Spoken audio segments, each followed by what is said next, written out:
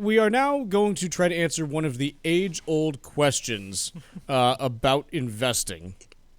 What matters more to the stock market, the Fed or Nvidia? And the answer is the Fed. Quite honestly, this is not a real question. It is because this is a real piece that the New York Times published, but ultimately, it's the Fed because if Jay Powell pushed the wrong button when he, wakes up every 6 weeks, the Fed could move markets far more than Nvidia does on a daily basis. Could, but I don't think will have as much impact. His speech on Friday versus Nvidia's earnings next Thursday, my view is that Nvidia's earnings will be more impactful to shifting the market because I feel that he's going to play it down the middle. How are we going to measure this? Are you going to measure it based on performance the next day, the next week? How do you want to approach it?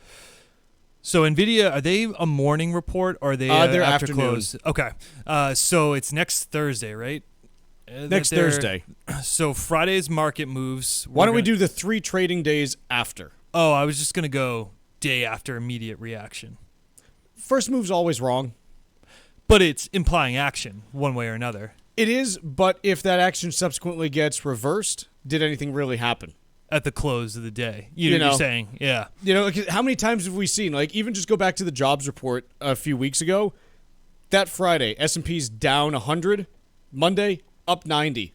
Why'd we put 2 different shirts on? Why didn't we just stay home and call it a day? So here we're going to go prediction here. So you're going to say that the Fed speech tomorrow will have more impact on. I will say, is that an afternoon speech too, or that's a morning? It's morning, but yeah. I'll include tomorrow if you want. Mm-hmm. You tell me. Do you want me to do Friday, Monday, Tuesday, or Monday, Tuesday, Wednesday? Friday, Monday, Tuesday. Okay, so I think there will be a greater magnitude market move. Looking at, are we doing S&P 500 or NASDAQ? Because if it's NASDAQ, NVIDIA is a bigger chunk. S&P 500 is more fair. Okay. I think there will be a bigger move in either direction, the 3 days post-Powell versus 3 days post-NVIDIA. Let's do it. Okay. Lock it in. There we go. Tucker, you got that up on the board? Yep. Okay. It's a nice short payoff. It is. It's not, Hyperloop in 10 years, which and hopefully I think we still have 3 more years to wait until we can pay that off, but it's not looking good for me. And I'll just never come back to the show if I'm wrong. No, we have to have you back on so we can tell you you're wrong. Nope. So the big thing is NVIDIA obviously is the biggest company or second biggest company in the S&P 500 by market cap. On any given day right now, it currently makes up about just under 8% of the S&P 500. So it's not uncommon for NVIDIA to still have, 5 to 6% moves in a single day, and it can drag along, the Microsoft and Amazons and Metas and Googles of the world as well. But ultimately, all of this, in my opinion, comes back to one thing, which is, look, what's the price of money? And that's what Jay Powell and the gang set on a regular basis. They tell you how expensive it is to borrow, lend, whatever you want to be doing, at least as, benchmark rates and things like that. So I think, look, in the 2 things are true, actually.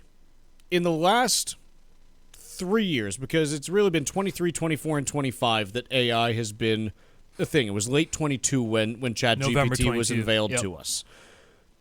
The first is that obviously NVIDIA has just been on an absolute tear during that time, and it, along with the other tech companies, has been the dominant market force out there.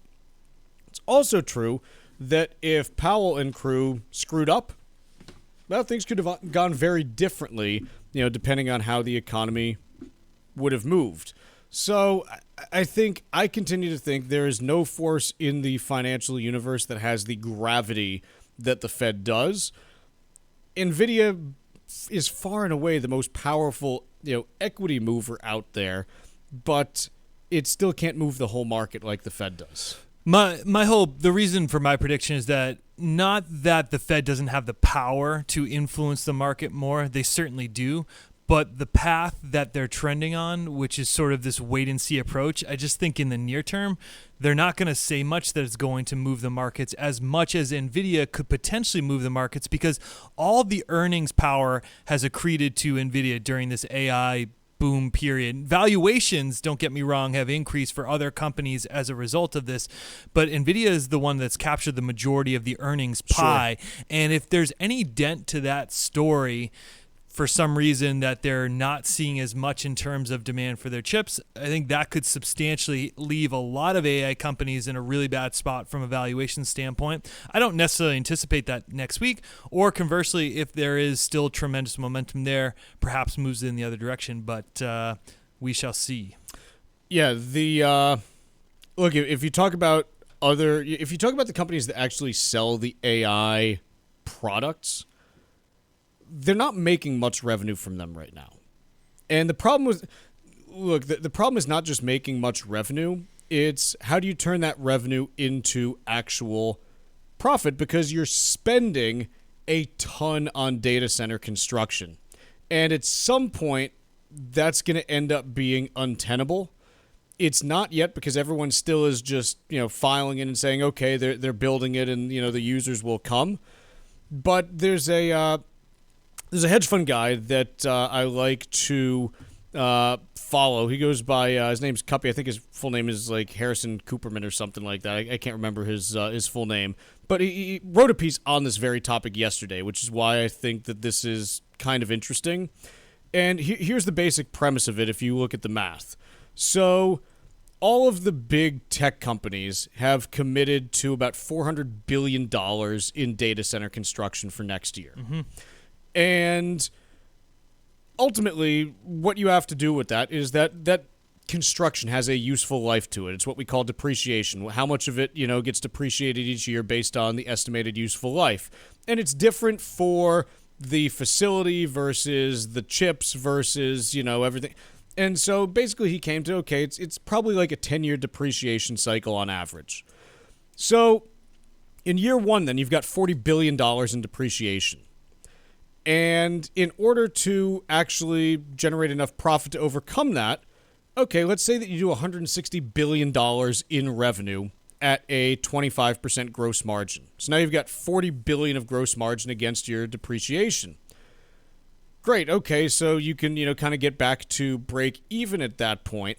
But ultimately, that's just for 1 year of construction. If you're talking about doing that over and over and over, where are the hundreds of billions of dollars in revenue going to come from in order to get you the tens of billions of dollars in gross profit that you need in order to cover that depreciation cost? And he basically said, look, it's not that AI isn't going to be used or isn't going to be hugely transformative, but back in the 1990s and early 2000s, companies spent billions of dollars laying fiber optic networks and all this stuff. They went out of business. We still use the networks, mm-hmm. but the companies that did all of the groundwork for that aren't there anymore. The company that he mentions is one called Global Crossing, who I'm sure some of our listeners are familiar with. And ultimately, they went belly up simply because they were spending billions of dollars and the revenue just never came. Again, no one looks at the internet as a failure. It's a huge success, but the companies that built it weren't the ones that actually benefited from it.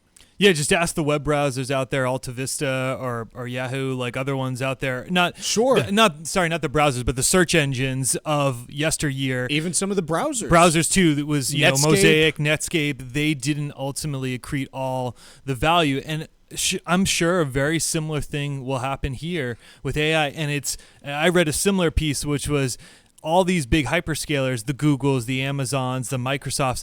Almost a FOMO effect, the fear of missing it, has caused this $400 billion of spending. But that doesn't mean necessarily that all of them are going to get the return on investment from all that money, because it's a big, big hurdle to cross. So two things can be true. AI can be completely transformative, and the people that are building it right now might not actually be the ones who end up benefiting from it.